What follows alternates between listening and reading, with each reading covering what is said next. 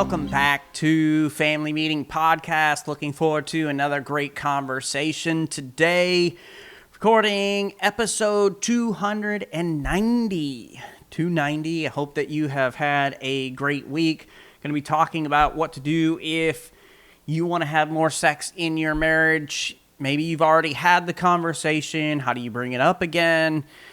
As we talk about, like, sex isn't everything in marriage, but it can become a real serious issue and a sign of other issues. And so it'll be a good conversation today.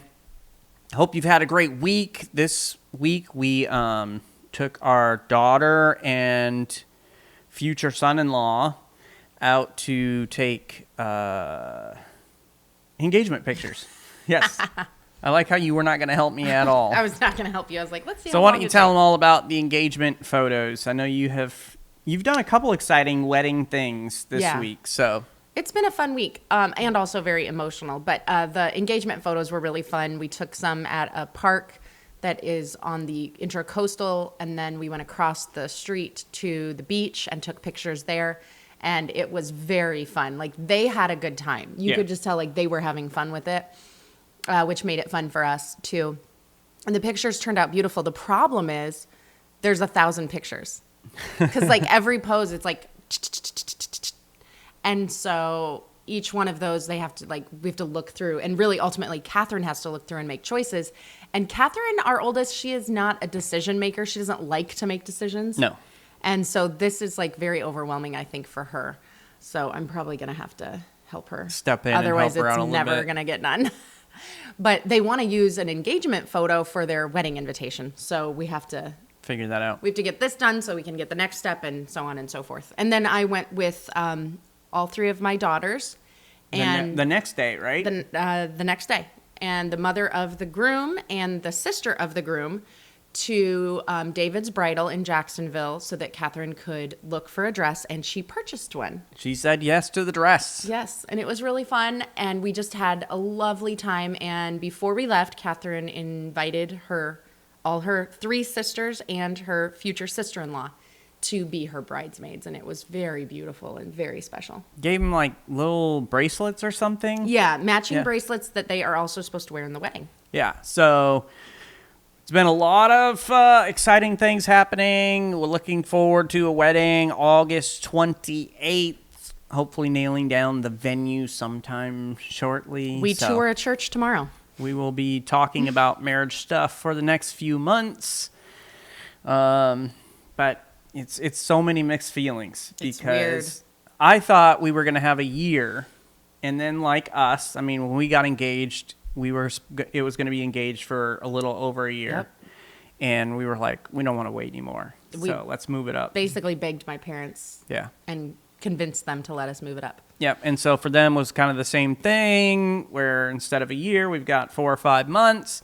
But we've been planning for this our whole lives. That's what Lysandra's been telling the girls, because for those of you that don't know, maybe you're new to the podcast, we lead Beachside Community Church, been leading churches for a couple decades now, which includes a lot of events. And a lot of weddings. We've put on a lot of weddings for our people, so we're ready for this. It's good. We've got it, and it's going to be a lot of fun. Just as parents, it's a new stage and a new season for us, and that letting go, as some of you have experienced yourself for the first time, can be a little difficult. But Corey is amazing, and we're excited to have him and his family. His family's great. We get along well, so we couldn't be more excited. We've also, as you maybe didn't know, last week we did an episode on discipline that works. So you can get your copy today. Make sure you leave a review. Those reviews will help us out. The goal is to get at least 100 reviews. That bumps it up in the algorithm, and that will help a lot more families get their hands on something that we believe can be a real help to them as they seek to raise and guide their children. So you can help us help a lot more people just by going on, buying a copy, leaving a review, and that'll help it push it a little further. Mm-hmm. We're getting messages from other parents reaching out, just asking questions about discipline. And so it's opening up a lot of conversations, which is fantastic. Our goal is to help people. That is why we're doing what we're doing. And so it's been good.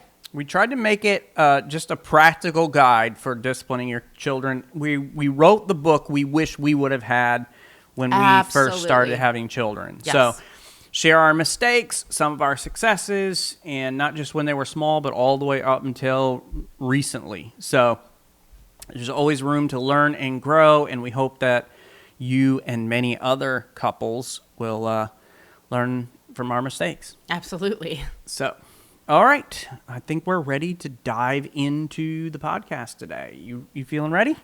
I'm feeling ready. You got your coffee. You see a little low energy today. I am a little low energy. I'm very tired. Oh, you have tea. I have tea. I've already had a cup of coffee, so I'm having tea right now.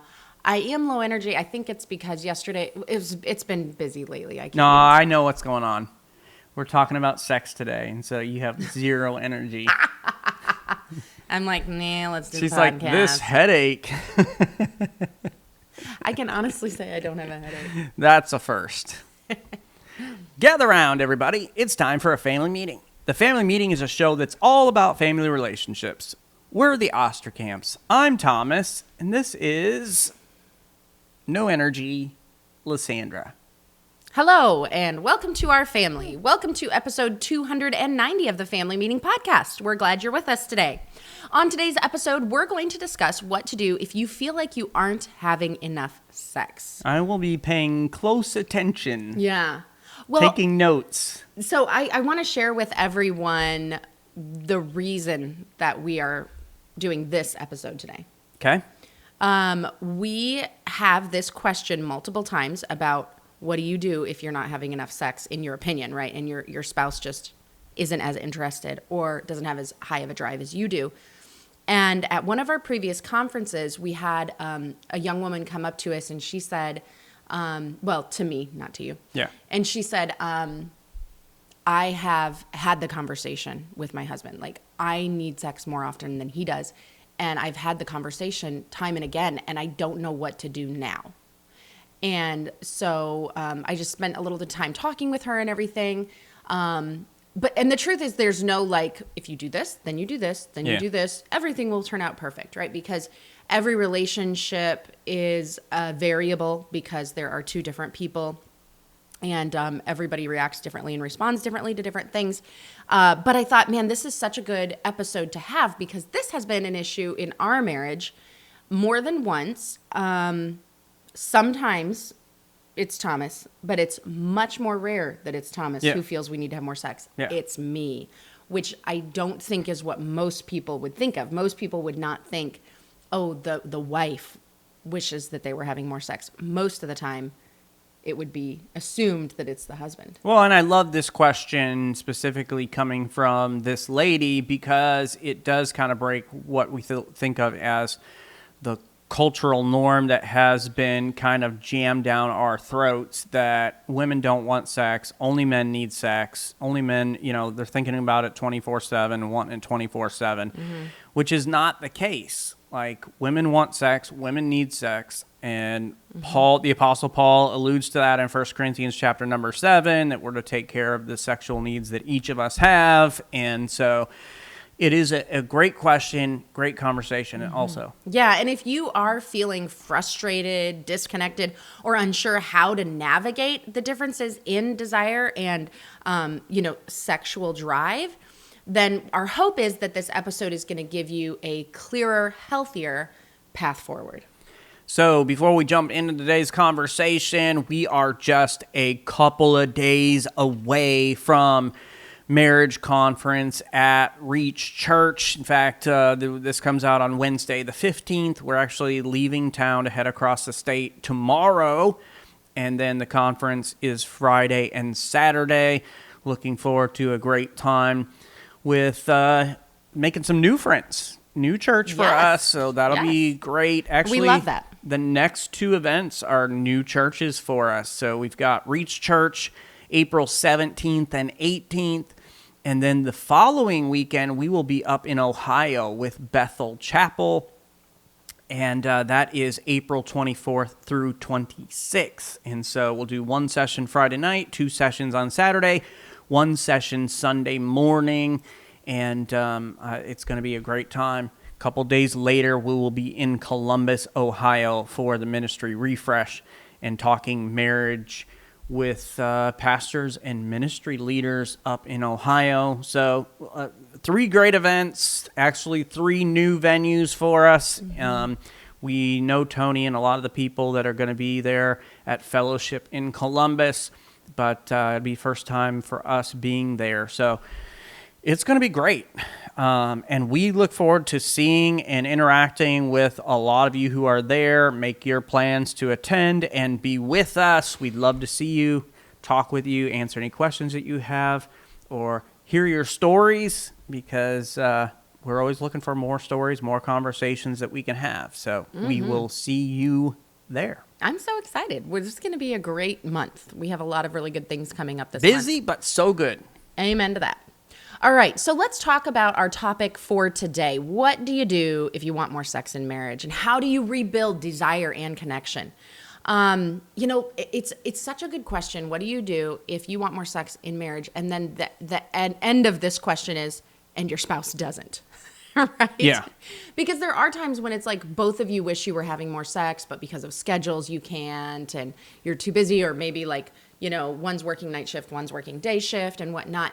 So this isn't just about having more sex. This is about when one spouse wants to have more and the other doesn't. Yeah. And all of us have been in a situation where it's like our spouse wants sex for whatever reason. We'll get into, why these desire differences happen in just a second, where it's like, okay, right now, for whatever reason, I'm not feeling it. What do we do? And so there's all been times where it's like, okay, I'll take one for the team, so to speak. Well, thank you so much. Yeah. And if that happens every once in a while, that's not an issue. It's when it's an ongoing thing that really can become a problem in your marriage relationship. Yes, for sure. And so there are things that happen. There are feelings that go on. There's rejection and everything that feels really powerful. And oftentimes this is unspoken. This is not something that you just talk about with your friends or your pastor usually, right? This is some stuff that it's this desire mismatch that is a private issue within a marriage. And yet sometimes you need to get help, right? Yeah.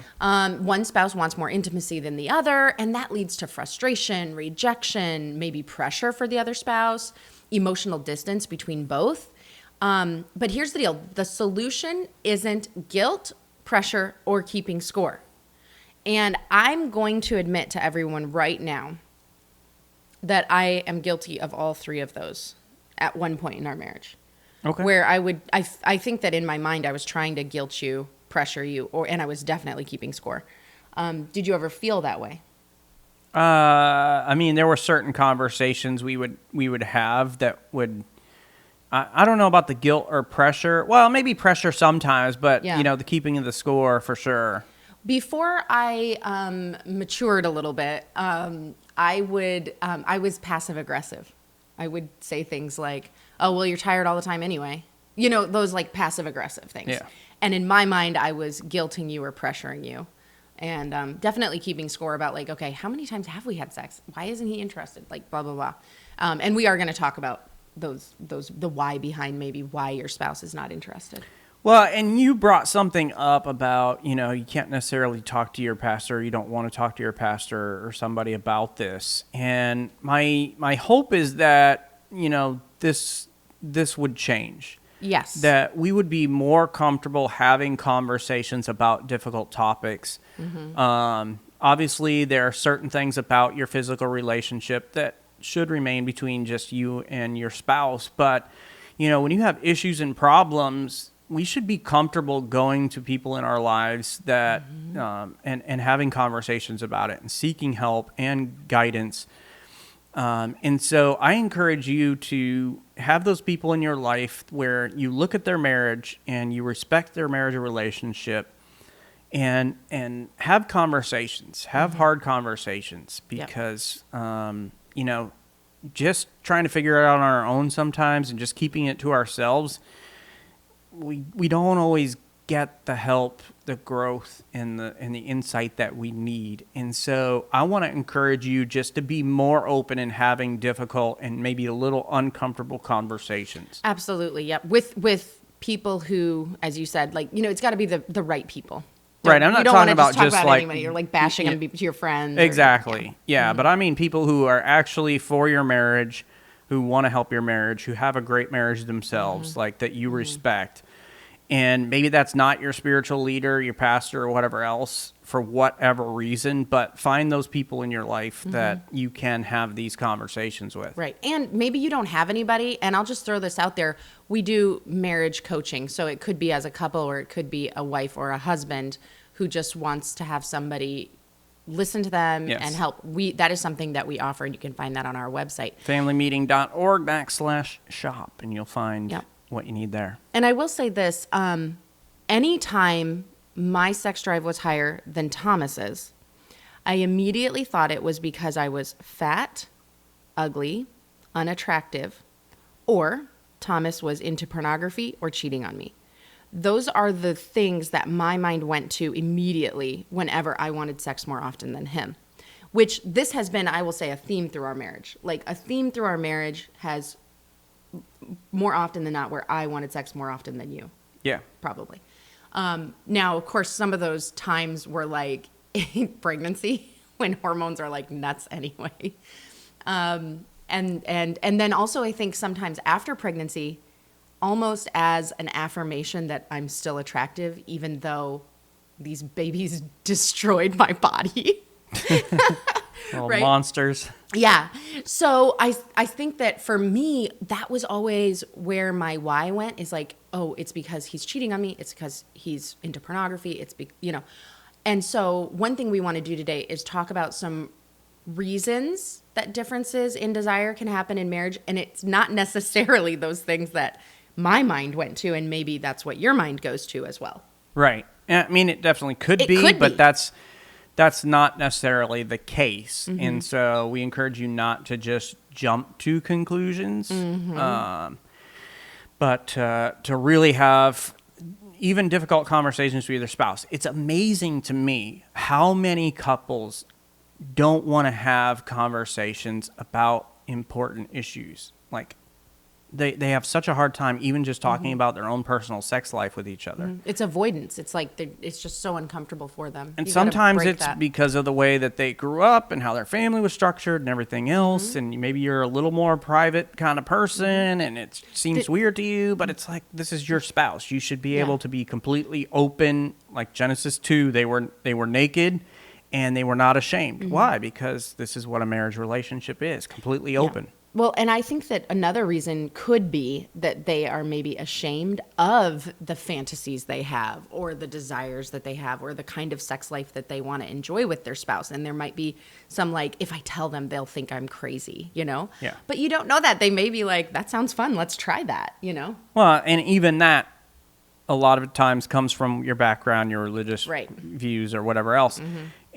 But you should be able to have those kind of open conversations. And we encourage that. We're getting ready at these next couple of conferences and going to be talking about communication. And one of the sessions at both of these will be on sex and having the conversations you need to be having about sex. And that's a whole different topic than what we're going to talk about now, but you should be able to have those conversations. But let's continue this conversation and just kind of open it up by talking about the reasons why desire differences happen in marriage. We got five different reasons, and there could be others, but these are kind of ones that seem to jump out and be a little more prevalent than others. And the first one that comes to the top of my mind is biological and hormonal differences. And, and that happens over time. It happens in seasons of life for a lot of different reasons. We have been married for 22 and a half-ish years now.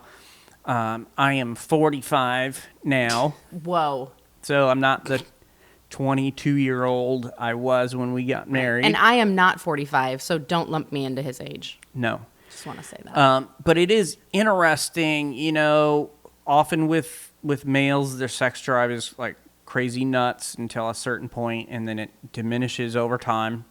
And for women, their sex drive, just keeps ramping up later on in their life and then goes down. And so, we were both kind of at our sexual peaks a little differently, different time than didn't necessarily match up. So that's some of the issue too, is like biologically Seems unfair. hormonally there's different things going wrong. I mean, our libido is strongly influenced by hormones like testosterone and estrogen. And these levels can vary between partners. Also, they change over time due to aging, pregnancy, menopause, different health conditions. And so one partner may naturally feel desire more frequently than the other. It's like rare for a couple to both have the exact same sex drive. Like, it's just not going to happen. Right. It might happen little seasons here or there, but for the most part, your desires are going to be mismatched. Yes, and I think that this is kind of the reason between our differences is in this vein right here in this first one. For us, it took me literally 20 years to figure this out. There is a mismatch in energy levels at our core. Okay? Oh, yeah. In every aspect of our life, our energy is different. This is naturally going to overflow into all areas of our lives. Work. I want Thomas to work more. I want him to socialize more. I want him to sleep less. And naturally, that's going to come into sex too, right? Because I have more energy for sex and I'm more interested in it more often. And it took me literally 20 years to be like, oh, those energy levels that are different, they apply to our sex life too. Well, it was a little bit of a relief for me. Well, and I think the actual breakthrough came when we were getting ready for a podcast talking about like work capacity. Yes, it was. And it was just like, you came to the realization, and we were talking about just how much more energy you typically have than me. And so that was kind of the breakthrough thing where it's like, okay, that's what a part of why our work capacities are different. You can look that podcast up for yourself. I just thought of it off the top of my head. I forgot that's where it was. We always tell people, like, this podcast is our therapy. We have so many breakthroughs as we're discussing different things. Either before or after we record a podcast, it's like we're talking about it, we're thinking about it, sharing stories researching and everything else, and it's like, that's exactly why. Yeah. And it is amazing when you can track down the why, what relief it brings. Yes. Because it was like, finally, I had a reason for it that was outside of me being fat, ugly, him being into pornography or whatever. Or maybe some of you, maybe this is another why that you're afraid of. Maybe you're afraid that your spouse has homosexual interests. Yeah. And that's a scary thing to deal with, because then how do you navigate that in a marriage? But I really strongly encourage you to look into the why. And if you've talked about it multiple times, but you haven't figured out why the difference exists in sex drive, I would really encourage you to go to a counselor and get some help for this, because it is an exhausting problem to have your entire marriage. I mean, we've had this problem for 20 years. Like, it's exhausting for me, not for you, right? Because you think about it so much less than I do. I think about everything so much less than you. Yes, he's just very chill, and I'm not chill at all. I'm so neurotic. So for me, it's an exhausting, like hovering problem. Why is this a problem?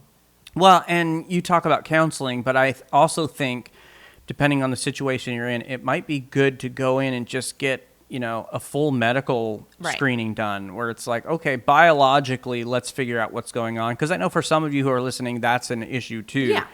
And I've had people who have listened to the podcast reach out and talk about, some of the biological issues that they've had that we have talked about on different episodes concerning sex. And they've been grateful for the conversations and bringing it to light, and shared some more insight on that. So it may be literally you need to go see the doctor and figure out biologically what's going on. Sometimes it's biological, sometimes it's something else. So we have the biological things going on.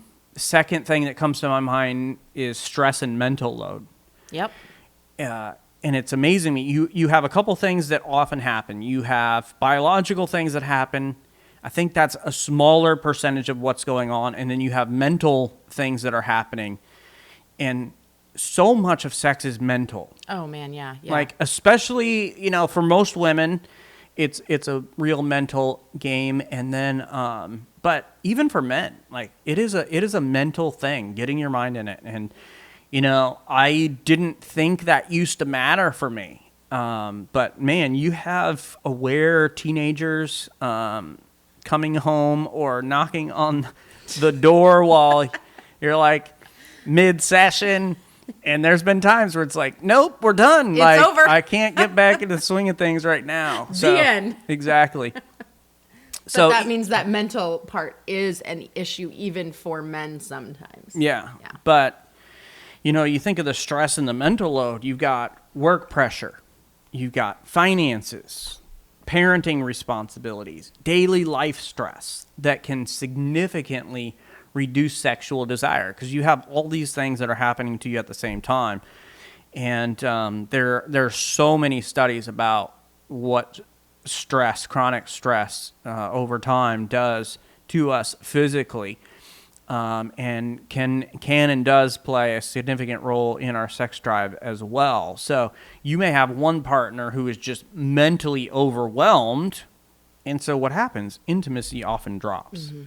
Not because of lack of love or desire or any connection or any of those things. Or attraction. But because literally the brain is just preoccupied. And wouldn't you say that this was one of your issues in addition to just low energy is the depression, the stress of the job or whatever? Yeah, I think we'll get more into that as we get down in just a little bit here. In number 5. So I won't jump too much into that. Yeah, that does play a part. Mm-hmm.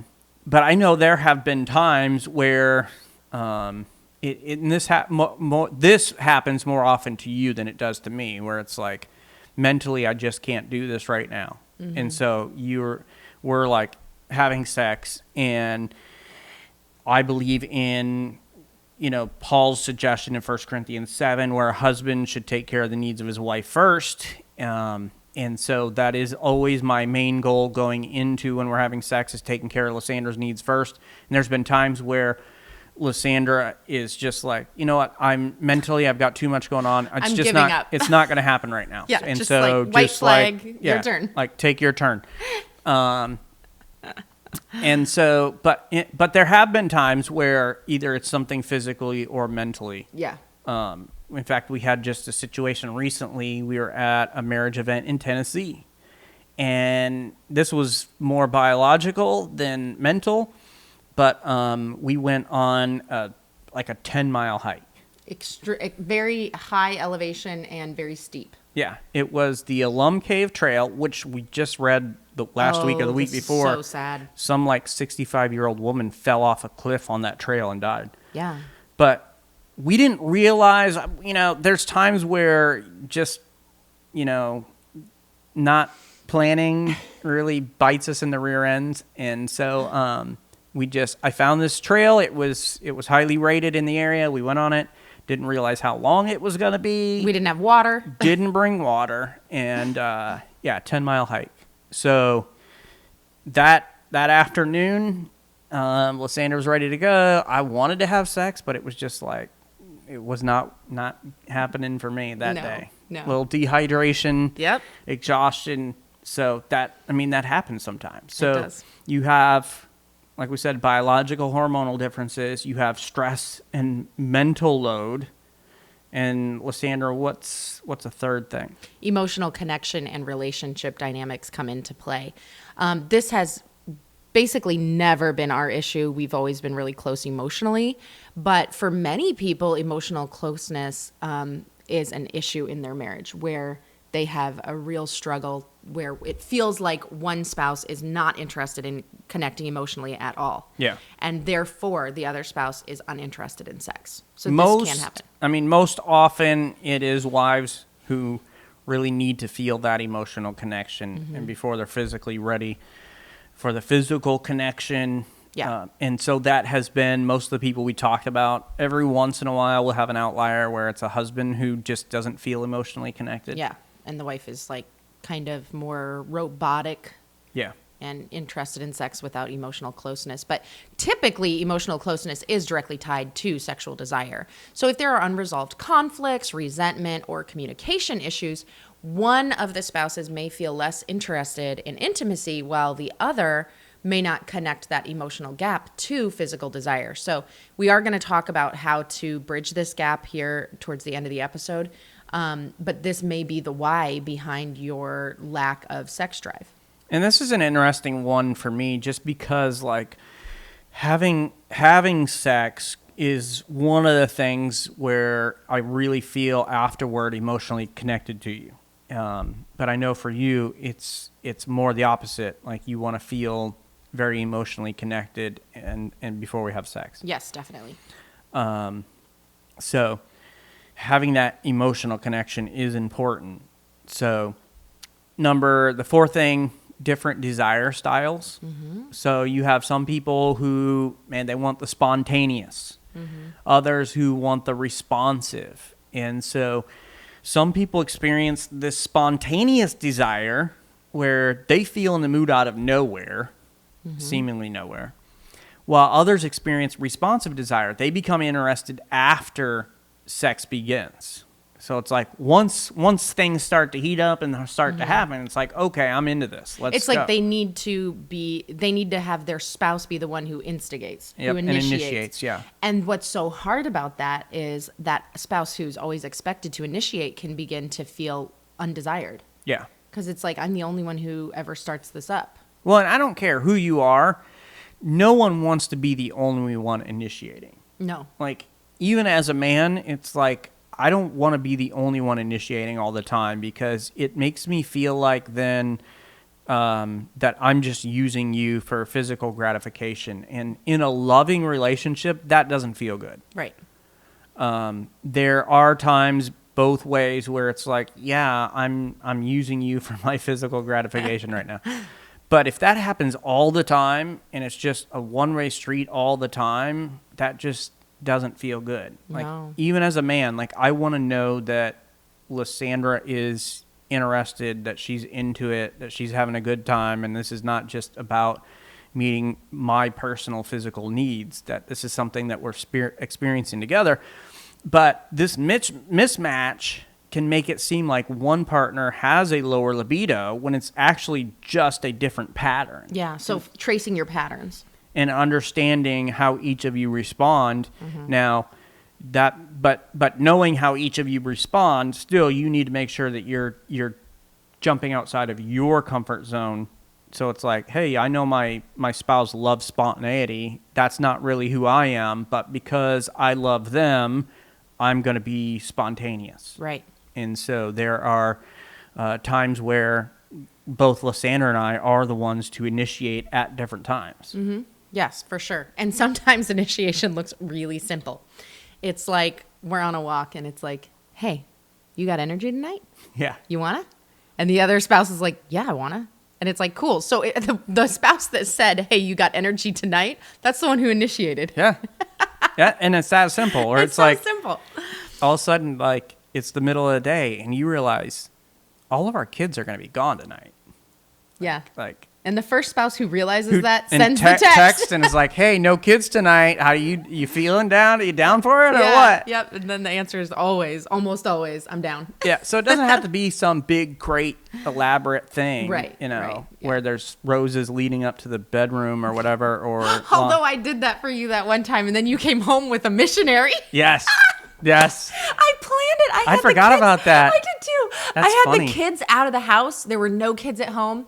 And I'm like, I'm going to do this like amazing thing for Thomas and really initiate sex. So I've got lingerie on. I had fake rose petals from the front door leading up the stairs to the bedroom. Yeah. And he comes in and I'm like, oh, I'm so excited, Yeah. And I hear him talking to another man. Wasn't it a missionary? Yeah, I don't remember exactly who it was, but it was like, all right, bro, you got to go. I could hear them being like, oh, I think I need to leave or something. And you're like, yeah, you better go. Yeah. Oh my gosh, I was so embarrassed. We still made it happen, but mentally it was Took hard a for her while. to get in the game. Yeah, it took a little while for me to get my head That's straight so because I funny. was so embarrassed. Totally forgot about that. I did too. That is really Wow, funny. what a funny story. But Okay. it doesn't always have to be the roses or Right. the lingerie or the big thing. Now, hey, those are nice. It's They are nice great. when you shoot that text that, hey, meet me at this hotel room at this time. But sometimes it literally isn't. It's you're out on a walk holding hands and hey, Yep. let's go home and do this thing. Exactly, yeah.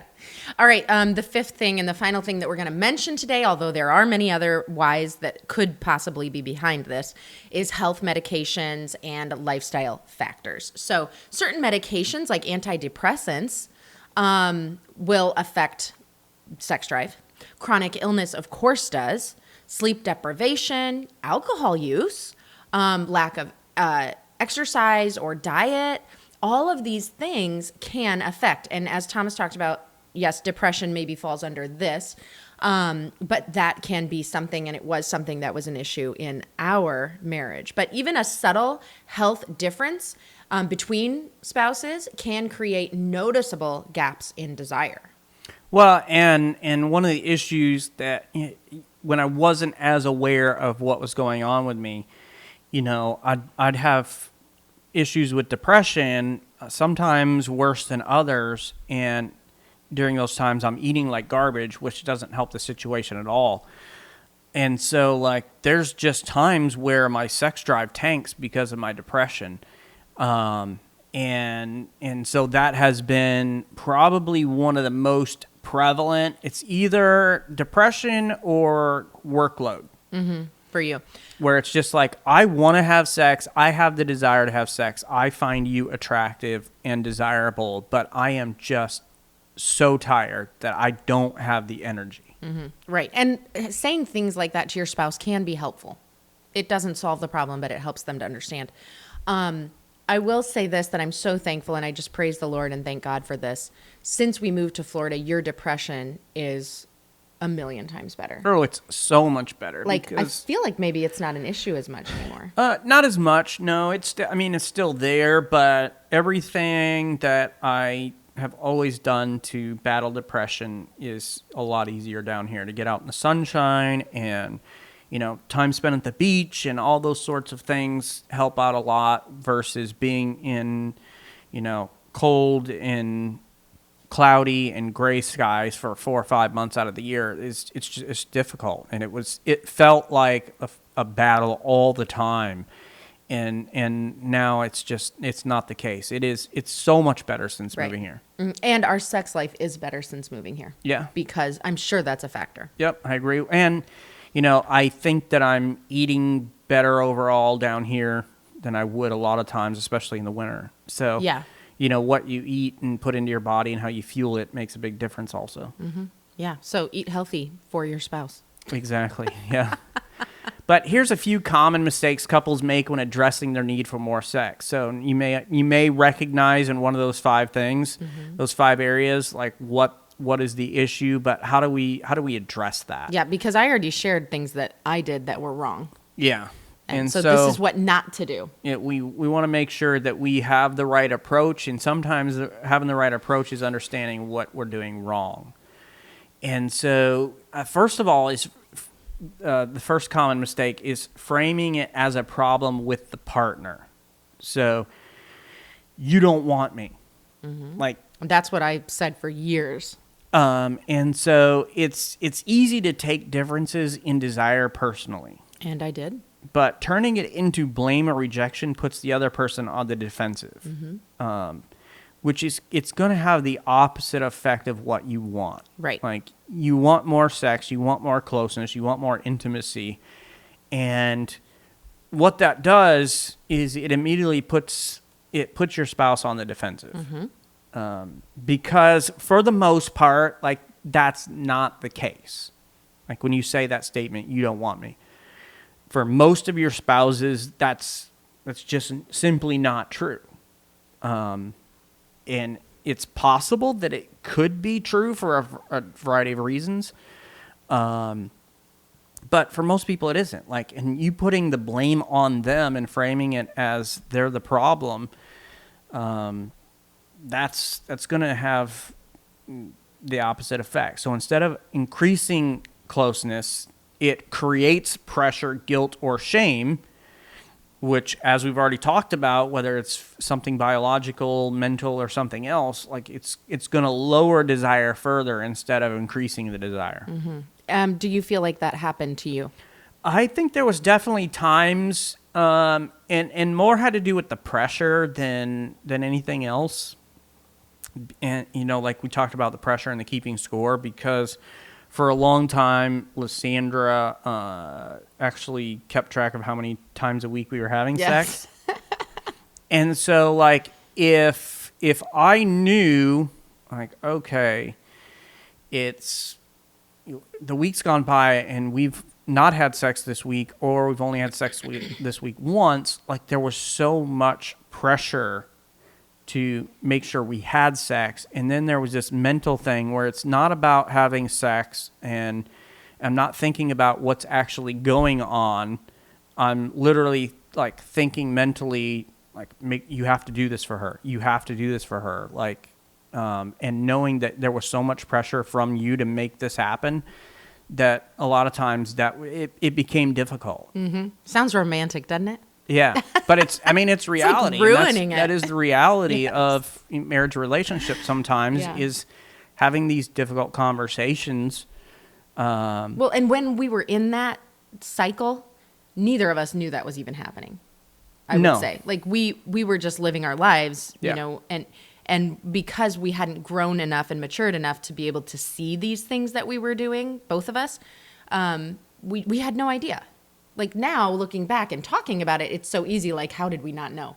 But we didn't. Well, and I think part of the issue we were having is, we don't want to hurt each other's feelings. Yes, we truly love each other. Right? And so, but there are ways you can have these conversations without hurting each other's feelings, which is why we're talking about avoiding these common mistakes. Yeah, so instead, here's what you can do. You can talk about it as a shared challenge, right? So instead of, you don't want me, you're not interested, your sex drive is low, instead you're going to say something like, how can we improve our intimacy together?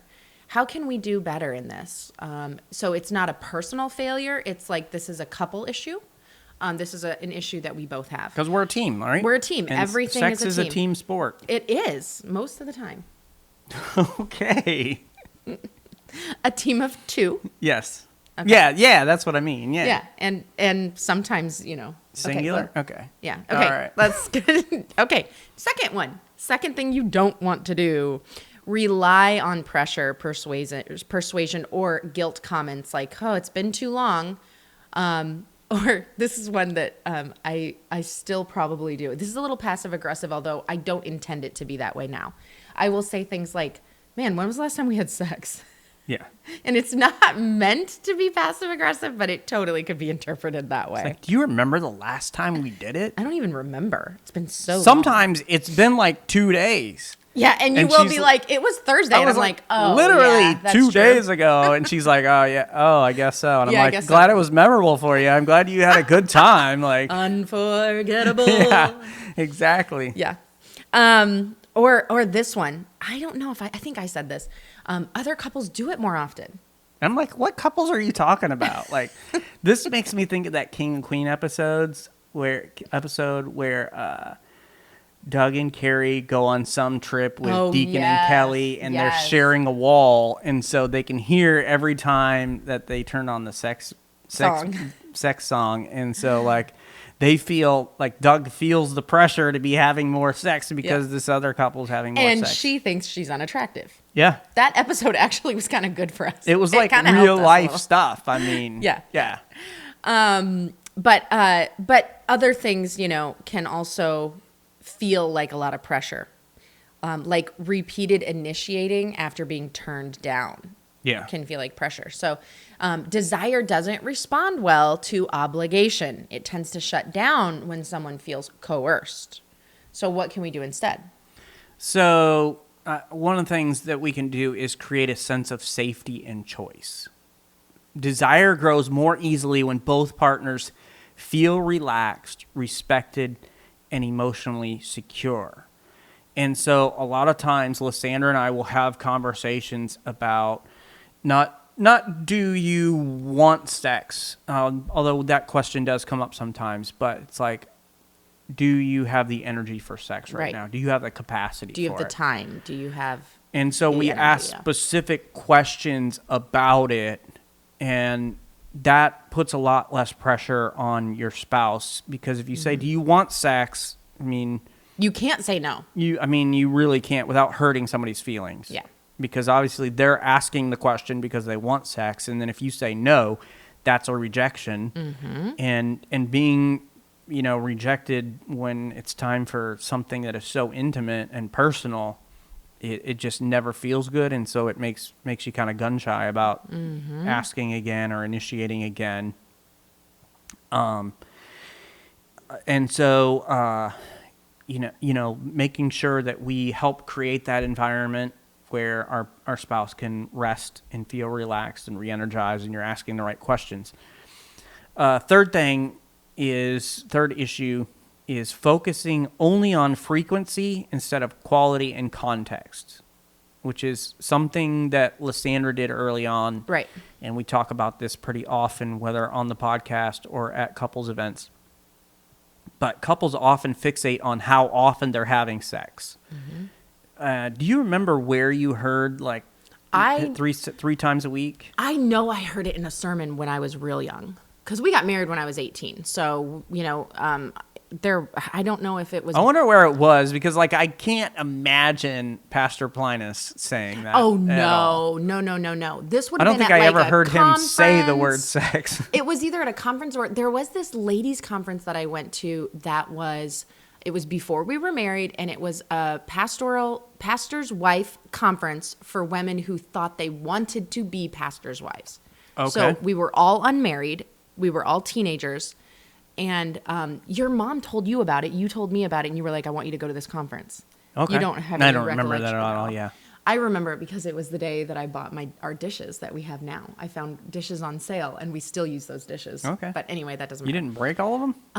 I drove to Des Moines for this conference, stayed in a hotel by myself, and drove home in a terrible blizzard for this conference. Really? Yeah, okay. when I would have been 17 because we weren't married.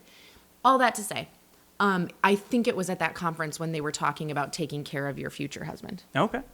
Which it's like, but there's so many bad ideas out there. So misinformation. I think the intention was good, but it's like, the idea was like, be a good wife, fulfill your husband's needs. Yeah. Don't hate sex. Don't be afraid of sex. Which is not bad advice, but when you say you have to do it this many times a week. I bet they didn't say that though. I bet I took it that way. They probably referenced like 3 times. Like they probably said it in passing or something. And I grabbed it, took it, and internalized it. I mean, the Baptist thing is 3 to thrive. And so it is true. That's how we grew up. That is. 3 church services a week, 3 times having sex a week, and everything's good, I guess. Maybe that's where it Spiritual came from. life's good, physical life's good, married life's good. Yeah, I guess so. But, if you fixate on that versus the emotional connection or timing or circumstances around it, it's going to create a lot of problems. And so then you have an experience that isn't satisfying or feels rushed. Yeah. Increasing the frequency alone is not going to help. No. And it will often make things worse because now it's just like one more thing I got to do. Yep.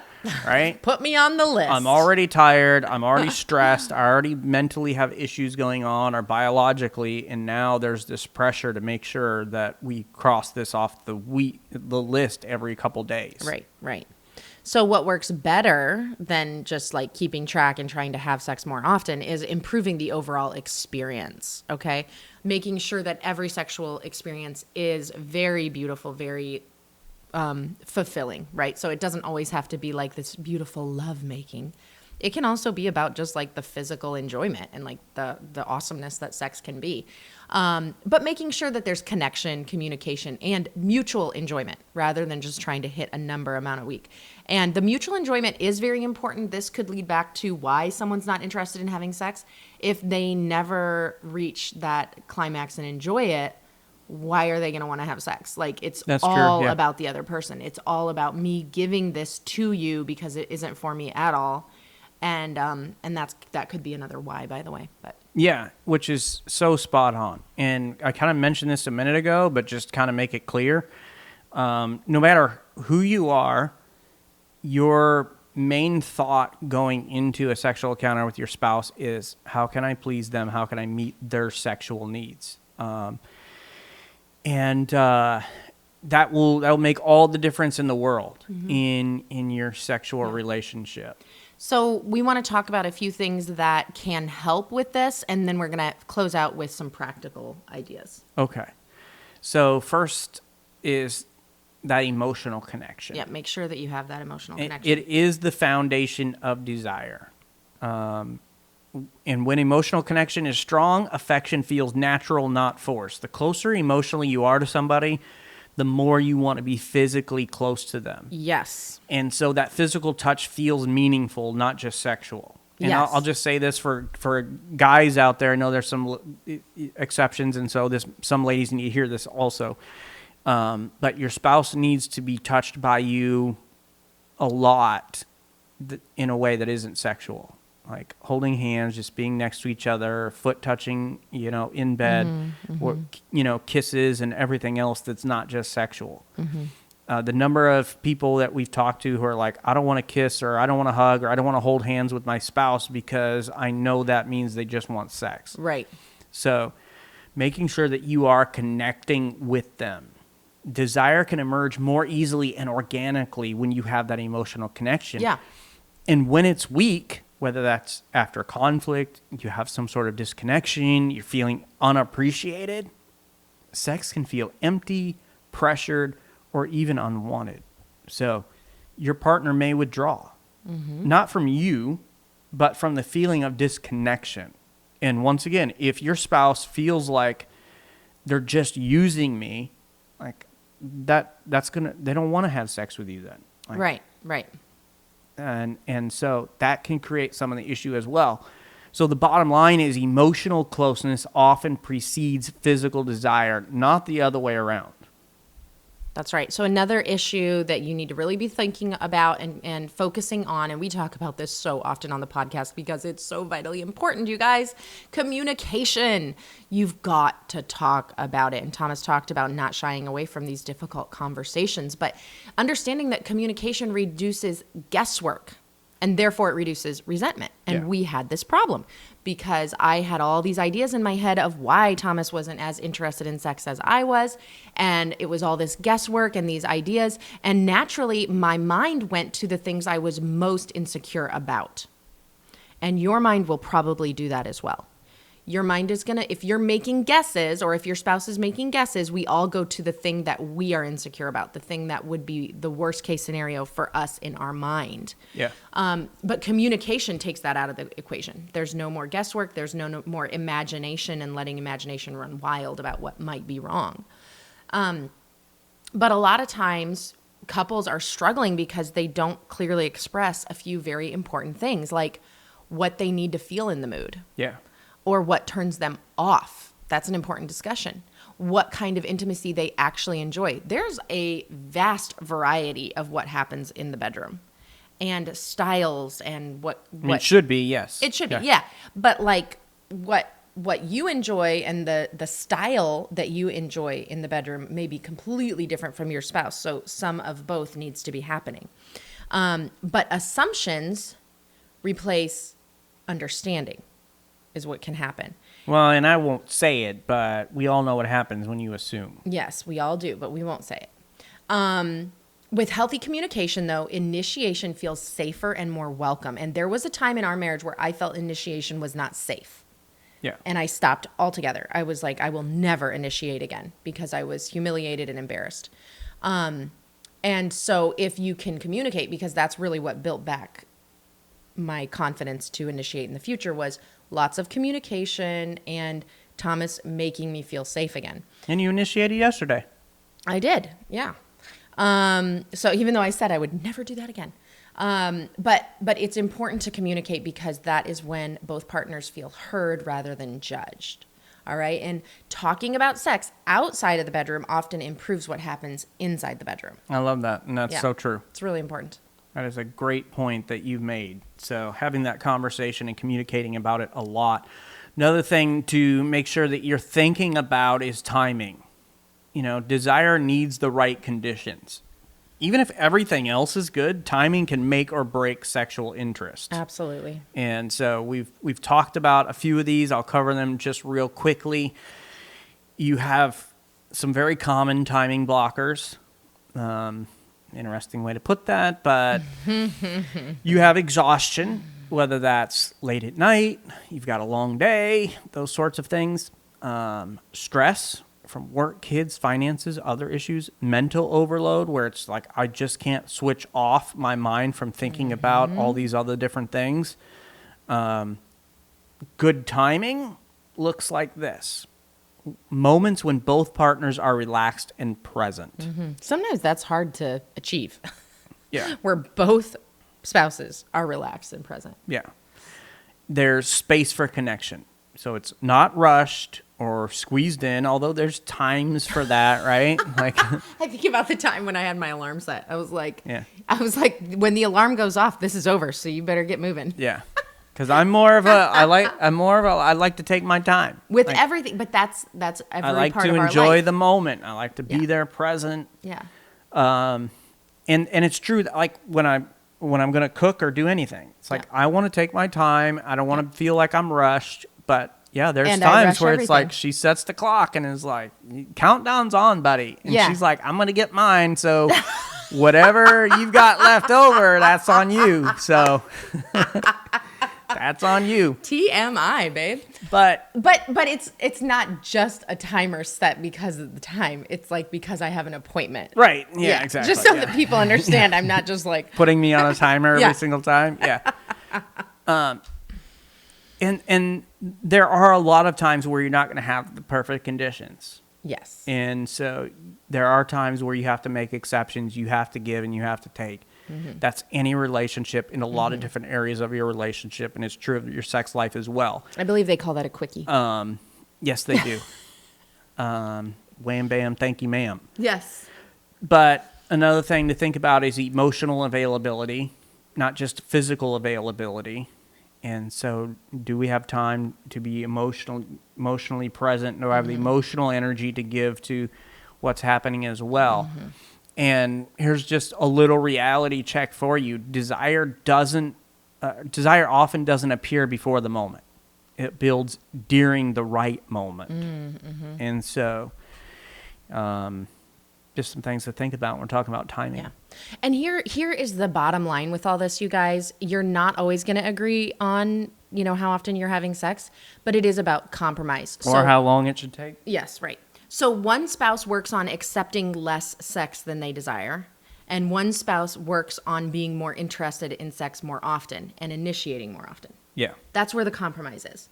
Like, I have to be okay with maybe we're not going to have as much sex as I'm hoping to have. And maybe he has to be okay with, like, I'm tired, but I'm going to push through and do this anyway. Well, and this is one of those conversations to have. You ought to be having conversations about how often you would like sex, and then also having conversations about, okay, when can we do this?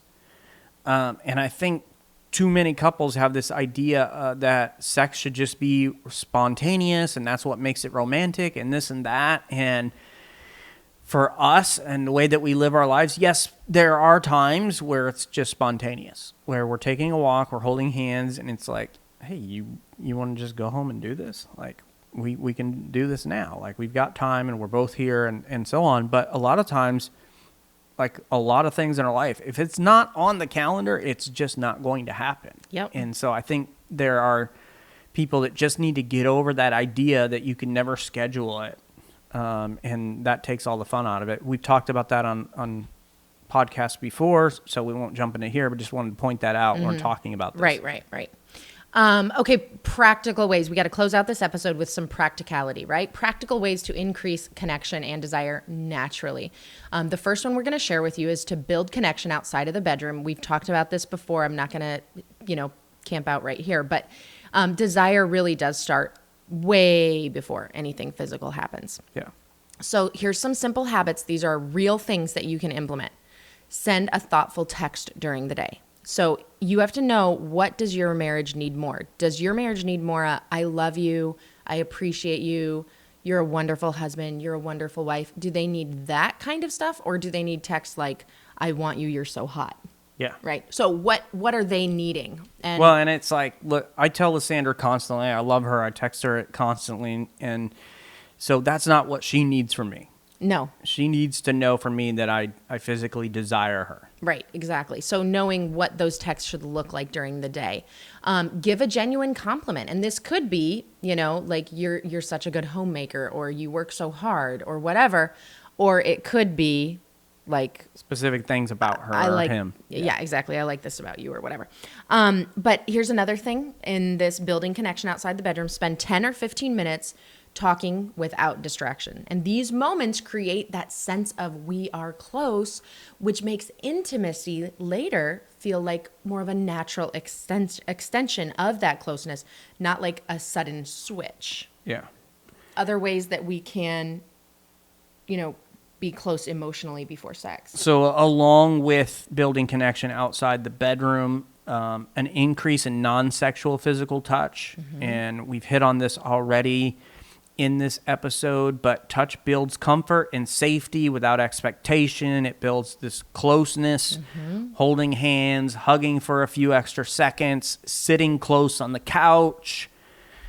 This helps your partner associate touch with warmth instead of pressure, and it makes it easier for desire to grow over time. Yeah, and I think of another added one to this that we do is just letting our feet touch under the table. Yeah. Or if we're sitting on the couch with our feet up, our feet are touching, bare feet. So just such simple little thing, but it feels close.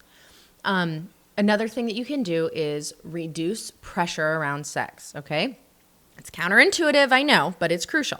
The less pressure that someone feels, the more often they are open, okay? So instead of keeping score and, it's been X number of days. It's been 10 days. Why haven't we had sex? And also, repeatedly initiating after a no, rather than that, what you can try is respecting boundaries calmly and letting intimacy unfold rather than forcing it.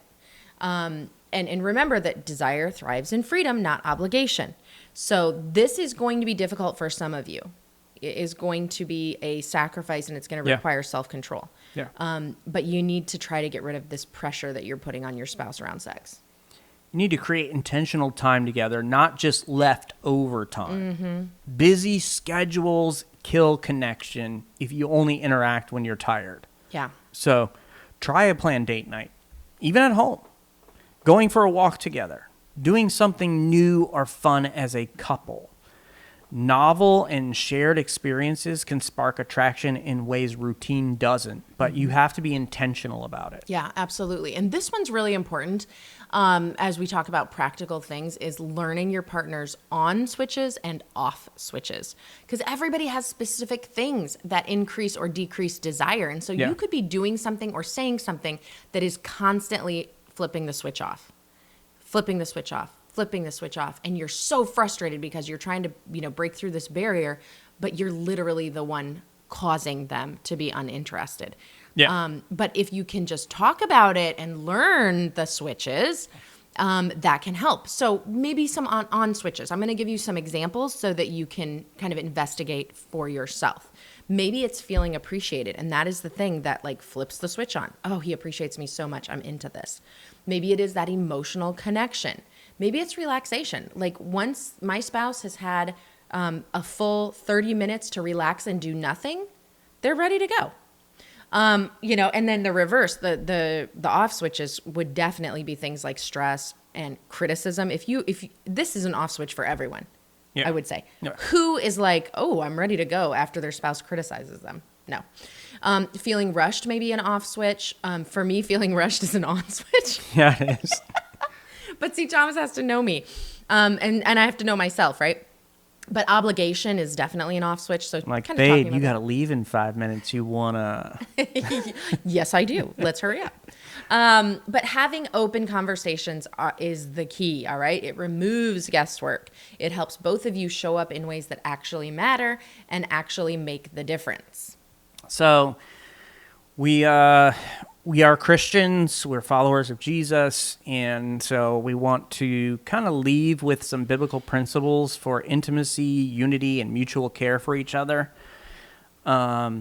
And a lot of these principles are found in 1 Corinthians chapter number 7. I've referenced this portion of Scripture quite a few times. I encourage you to take some time and just kind of read through it and look for the principles here when it comes to your physical sexual relationship with each other. But one of the things that we see here is mutual authority and responsibility over each other's bodies.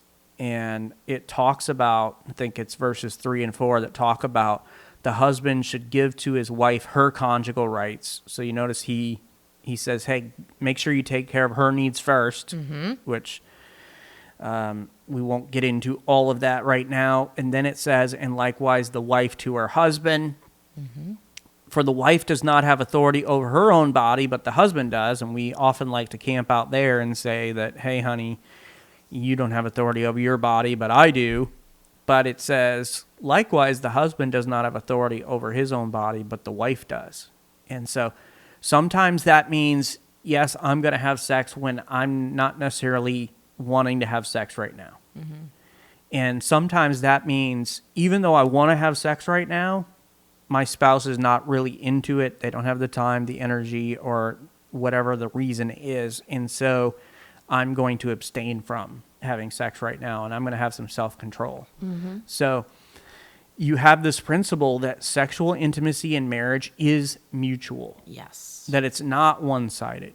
Both spouses are called to care about the other's sexual needs. It's about giving, not demanding. And a lot of times when it comes to sex, we are very self-focused. We're very self-centered and selfish. And that's the exact opposite thing that will help you have a very meaningful and enjoyable sex life. Absolutely. And healthy intimacy isn't built through pressure. It is built through communication, through connection, through understanding and intentionality. If you want a little more information on this, we have a bonus resource for you, Rebuilding Sexual Intimacy in Marriage Guide. And so all you need to do is put that in an email and email that to info@familymeeting.org, and we will send that over to you. Something that you could go through on your own or as a couple in your next family meeting. So family meeting tonight, you're going to sit down with your husband or your wife, and you are going to have a conversation about the off and on switch. So what are the things that are a turn off for you? What are the things that make it so you really aren't interested in sex? And then, all right, let's talk about the on switches. Like, what are some things that are more of a turn on that will build that connection with each other so that we can have the meaningful sex life that we both want. Thanks for joining us today. Please go and subscribe to the Family Meeting Podcast from your favorite podcast provider. And if you found this information helpful, please share this episode on social media and invite your friends and family to listen in with you. To find more content and information Lysandra and I provide, you can go to our website, familymeeting.org, or email us at info@familymeeting.org. If you'd like to shoot us a text or call us, you can send a voice message at 904-257-3062. And we want to invite you to join us for our next family meeting. We are going to be discussing teaching your children to follow their heart. Or should we be teaching them that? That's definitely an idea in our society right now. What is the truth on that? We're going to talk about that next week. Thanks for joining us today for this family meeting. Have a great week, everybody. This meeting is adjourned. All right, so very open, honest, real conversation about your sex life. And so thinking about how you can have that conversation, build that closeness between you and your spouse. Is this something that you have dealt with your spouse? How are the ways that you have worked through that? What are the difficulties that you faced in that? Your experience can help somebody else along with this. So We'd love to have this conversation with you in the comments section. We'd also love to see you in Sorrento, Florida, or up in Ohio in the next couple of weeks at marriage events. Until then, we'll see you next time. Bye-bye.